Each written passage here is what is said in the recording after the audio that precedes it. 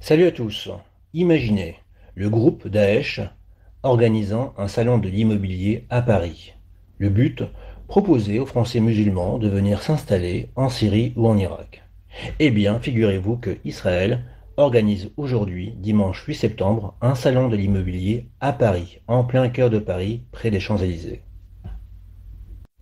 Le but, proposer aux Français juifs, notamment âgés de moins de 50 ans, de venir s'installer en Israël et même de bénéficier de crédits avantageux.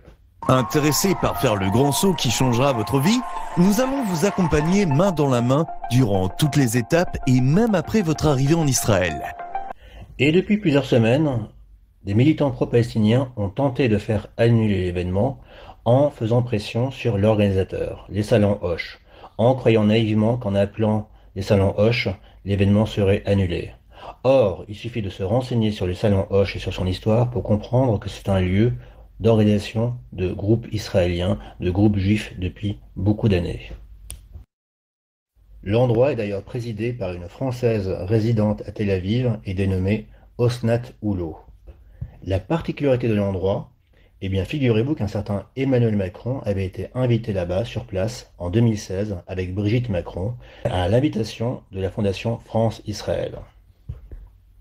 Et il suffit encore une fois de se renseigner sur les salons Hoche pour comprendre que c'est un lieu très très prisé par beaucoup de groupes israéliens ou sionistes, tels le CRIF. Il faut aussi souligner un point étrange. L'immeuble abritant les salons Hoche, donc qui se trouve au 9 avenue Hoche à Paris, est le même immeuble qui abritait l'agence de mannequins Karine Models, fondée et présidée par Jean-Luc Brunel, un pédocriminel qui fut l'allié de l'agent israélien Jeffrey Epstein. Autrement dit, il semblerait que ce bâtiment-là, cet immeuble-là, au 9 avenue Hoche, est un lieu très très très important pour la communauté sioniste.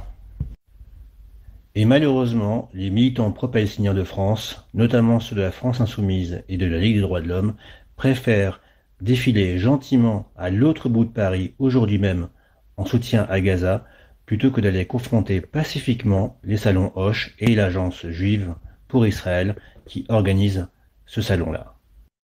Je vous laisse méditer sur cette impuissance typique de la mouvance pro-palestinienne de France.